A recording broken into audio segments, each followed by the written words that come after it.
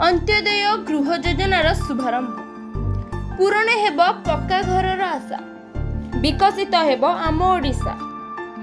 सारा राज्य रे आज अंत्योदय गृह योजनार शुभारंभ मुख्यमंत्री मोहन चरण माझी कर कमल रे होइथिबा बेले महांगा ब्लॉक रे एही योजनार मध्य शुभारंभ महांगा विधायक शारदा प्रसाद प्रधान कर कमल रे शुभारंभ होई जाइछि।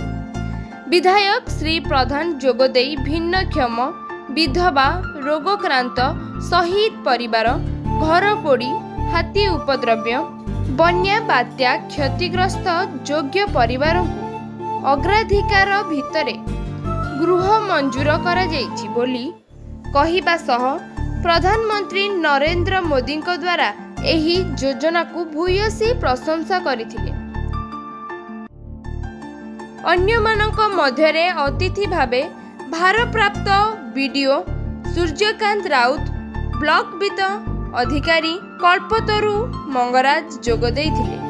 एही अवसर रे 34 जन योग्य हिताधिकारी को अंत्योदय कार्यादेश प्रदान करा जाइछि।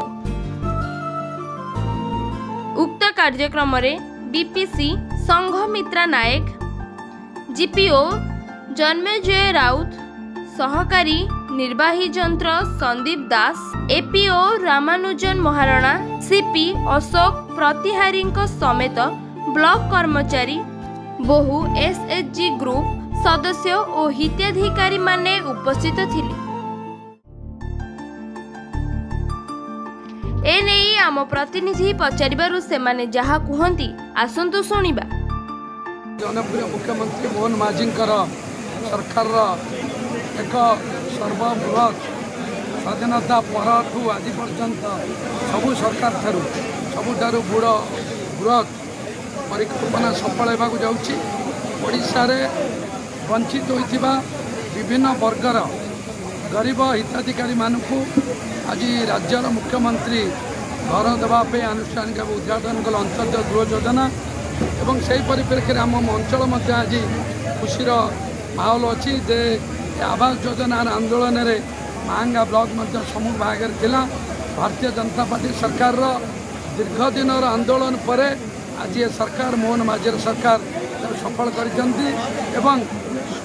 सारा जो माने प्रधानमंत्री आवास योजना वंचित हे से योजना गरीब लोक घर पाइबे। देशर यशस्वी प्रधानमंत्री जो घोषणा करते सबू घर पक्का हम कौन कच्चा घर रहा से परिप्रेक्षी में महांगार आज आनुष्ठानिक भाव किसी गरीब लोक अंत्योदय गृह योजना कार्यादेश मिलला। धीरे धीरे पर्यायक्रमे दलगत निर्विशेष निरपेक्ष बिना लांचरे बिना परिश्रम समस्त वंचित गरीब लोक मानकु अंत्योदय गृह योजना सामिल कर block Cuttack Sasmita Sahu report Odia today.